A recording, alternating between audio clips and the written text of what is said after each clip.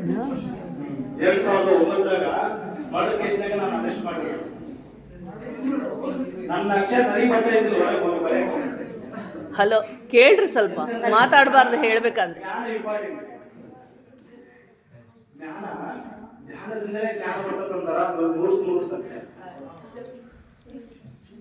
ಅಲ್ಲಿ ಧ್ಯಾನ ಮಾಡಿ ಇಷ್ಟು ಜ್ಞಾನ ಪಡ್ಕೊಂಡು ಹೊರಗಡೆ ಬಂದು ಇವಾಗ ಧ್ಯಾನದ ಕ್ಲಾಸ್ಗಳು ಹೇಳ್ತಿದ್ದಾರೆ ಅವರು. ಇವತ್ತು ನಾನು ಎಲ್ಲಿಗೆ ಬಂದಿನಪ್ಪ ಅನ್ನೋ ಒಂದು ಸ್ಟೇಜಿಗೆ ಯಾವಾಗ 2009 ಮರ್ಡರ್ ಕೇಸ್ನ ಅರೆಸ್ಟ್ ಮಾಡಿದ್ಮೇಲೆ 2 ವರ್ಷ ನನಗೆ ಸತತವಾಗಿ ಶಿಕ್ಷೆ ಆಗಿದೆ. 2 ವರ್ಷ 2009ರಿಂದ 2011 ನಾನು ರಿಲೀಸ್ ಆಗಿದೆ. ಅವಾಗ ನನಗೆ ಅನಿಸಿದ್ದು, ಅಯ್ಯೋ ನಾನು ಅವಾಗ ಬುದ್ಧಿವಂತ ಆಗಿ 4 ಅಕ್ಷರ ಓದಿದ್ರೆ ನಾನು ಇಲ್ಲಿಗೆ ಯಾಕೆ ಬರ್ತಾ ಇದ್ದೆ ಅಂತ ನನಗೆ ಅನಿಸ್ತು.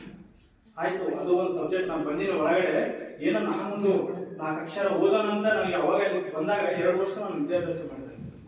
ಅಲ್ಲಿ ಕೂಡ ಸಹಕಾರ ಟೀಚರ್ ಮಾಸ್ಟರ್ ಬರ್ತಾ ಇದ್ರು, ಅವ್ರು ಹೇಳ್ತಾ ಇದ್ರೆ ನಾನು ಅಲ್ಲಿ ವಿದ್ಯಾಭ್ಯಾಸ ಕೇಳಿ ಯಾವಾಗ ಈ ವಿದ್ಯಾಭ್ಯಾಸ ಓದಿದ ಮೇಲೆ ಅವಾಗ ನಮ್ಮ ಎಲ್ಲ ಪೇಪರ್ಸ್ ಓದಕ್ಕೆ ಬಂತು. ಎಲ್ಲದನ್ನ ಪೇಪರ್ ಓದ್ತೆ, ಬುಕ್ಸ್ ಓದ್ತೆ. ಆಮೇಲೆ ನಾನು 2 ವರ್ಷ ಆದ್ಮೇಲೆ ನನಗೆ ಮತ್ತೆ ರಿಲೀಸ್ ಆದ್ಮೇಲೆ ನಾವು ಎಲ್ಲರನ್ನ ನೋಡಿದಾಗ ನನ್ನ ಹೆಣ್ಣು ನೋಡ್ತಾರೆ, ಹಳ್ಳಿ ಊರ ಮೇಲೆ ನಮ್ಮ ಜೊತೆ ಬಳ್ಳಾರಿ ಬಗ್ಲಾಗ ದಾಸರ ನಾಗೇಡ ಅಂತ ನಮ್ಮ ಶಿಕ್ಷಕ ನಾವು ಮಾಸ್ಟರ್ ಅಂತ ಇದ್ರೆ ಅವನು ಮೊದಲೇ ವರಿಷ್ಠ ಹಂಗೆ ಹಿಂಗ ಆದ್ರೂ ಅವ್ನು ಎಂತ ಕೆಲಸ ಮಾಡ್ಬಿಟ್ಟು ಹಂಗೆ ಅಂತ ಇದ್ದ.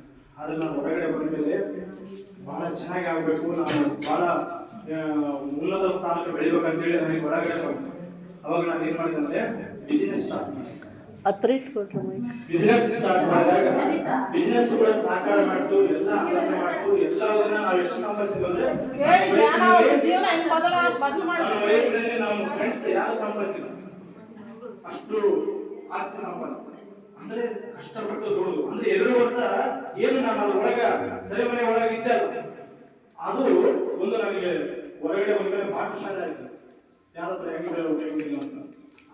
ಯಾಕಂದ್ರೆ ಹಿಂಗೆ ಕಂದಾರಕ್ಕೆ ಹೋಗಿ ಯಾರು ಇಂದ ಜೊತೆ ಕಟ್ಟಿ ಅವರಿಂದ ಹೋಗಿ ಮತ್ತೆ ಹೊರಗೇಶ ಒಳಗಡೆ ಸಿಗಬಿದ್ದಿದ್ದಲ್ಲ, ಹೊರಗಡೆ ಬಂದ್ಮೇಲೆ ಕೂಡ ನನ್ನ ಒಂದು ತರ ಓದ್ತಾ ಇದ್ರು ಜನ. ಅದಕ್ಕೆ ಮನುಷ್ಯರು ಯಾವಾಗ ನಮ್ಮಲ್ಲಿ ಎಲ್ಲ ಶಕ್ತಿ ಐತೆ, ನಮ್ಮ ಹತ್ರ ಎಷ್ಟೋ ಜ್ಞಾನ, ನಾವು ಸೃಷ್ಟಿಕರ್ತಬೇಕಾಗಿ ನಾವು ದೃಷ್ಟಿ ಇದ್ರೆ ಸೃಷ್ಟಿ ಆಗಬೇಕು ನಮ್ಮ ಹತ್ರ.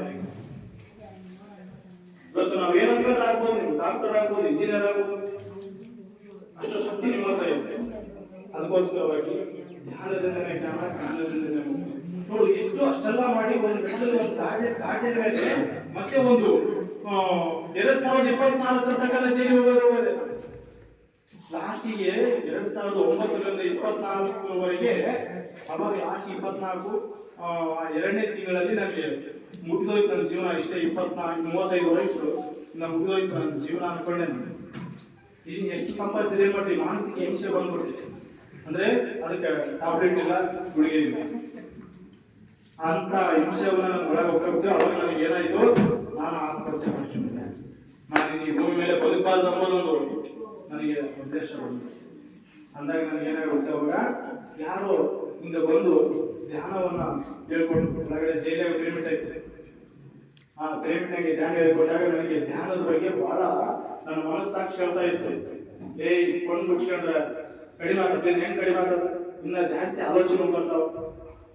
ಇಲ್ಲೆಲ್ಲ ಸ್ವಲ್ಪ ಹೊರಗಡೆ ಹೋಗ್ಬೇಕಂದ್ರೆ ನಡಕ ಹೊರಗಡೆ ಹೋಗ್ಬೇಕು, ಸ್ವಲ್ಪ ಸುತ್ತಾಡಿ ಹೋಗ್ತೀವಿ. ಅಲ್ಲಿ ಜೈಲಾಗ ಹಂಗಿಲ್ಲ, 6 ಗಂಟೆ ಆಗತ್ತೆ ಒಳಗಡೆ ಹೋಗ್ಬಿಡ್ಬೇಕು. ಎಲ್ಲಿ ಜಾಸ್ತಿ ಇದು ಮಾಡಂಗಿಲ್ಲ.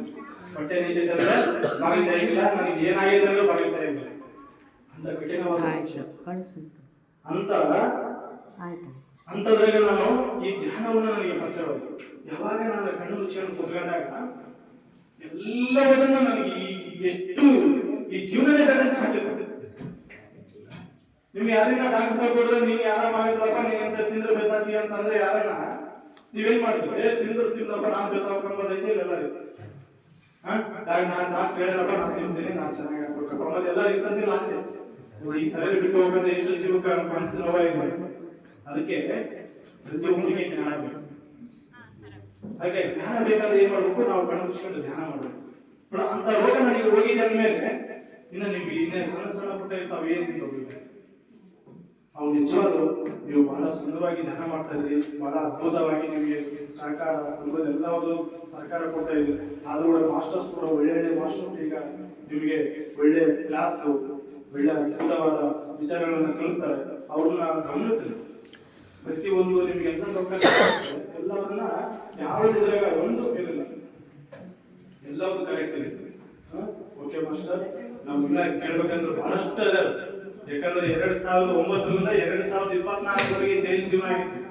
ಆದ್ರೆ ಇವತ್ತು ನಾನು ಈ ಶರೀರ ಅಲ್ಲ, ನಾನು ಈ ಆತ್ಮ ಅಂತ ಹೇಳ್ಬೇಕಂದ್ರೆ ನಾನು ಉತ್ಕೊಂಡು ತಿರುಗಾಡುವ ಈ ಶರೀರ ನನ್ನ ಬಿಟ್ಟು ಹೋಗ್ತದೆ.